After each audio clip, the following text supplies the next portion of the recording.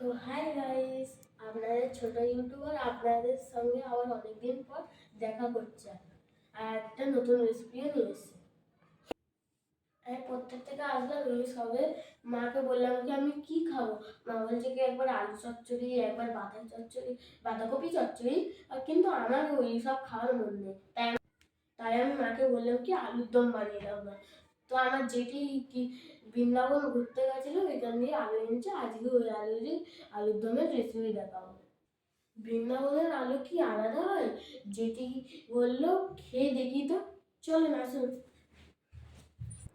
এই যে আলু কেটে জলে ভিজিয়ে করে রেখেছে, যেহেতু আমি নিরামিষ আলুর দম পছন্দ করি তাই মা নিরামিষটাই বানাবে।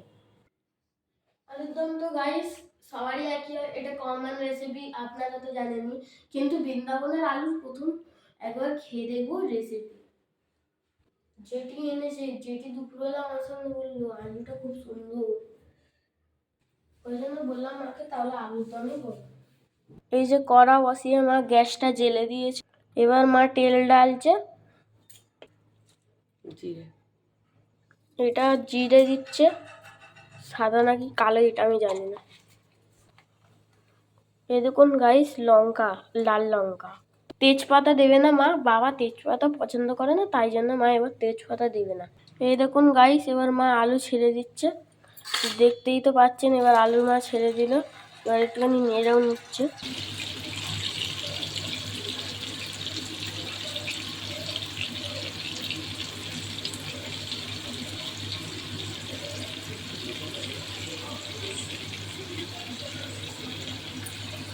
তো গাইস দেখুন আলুটা লাল লাল ভাজা হয়ে গেছে। একে একে মা সব উপকরণগুলো দিয়ে দিচ্ছে। আলু আলু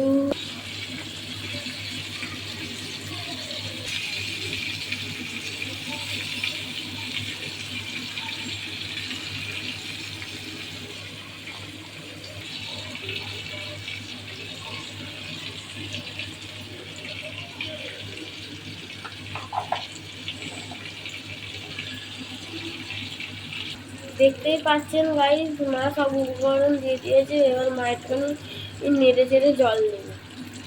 তো গাইস এবার মা জল দিয়ে দিচ্ছে, আপনারা তো দেখতেই পাচ্ছেন। তো হ্যালো গাইস, এখন দেখুন আলুর দম রেডি হয়ে গেছে। তো এবার গরম মশলা দিচ্ছে মা। আপনারা যে যে বৃন্দাবনের আলুর দম খেতে চাইবেন আমাদের বাড়ি চলে আসবেন। তো গাইস আলুর দম রেডি, কিন্তু আমি এখন খাবো না, কেন কি বাবা আসেনি। বাবা আসলে আমি খাবো, তাই জন্য bye, like, subscribe and share করে দেবেন। তো গাইস গুড নাইট। গাইস একটা কথা বলতে ভুলে গেছিলাম, যেটা আপনাদেরকে বলিনি, এখন বলবো। সেটা হলো গুড নাইট।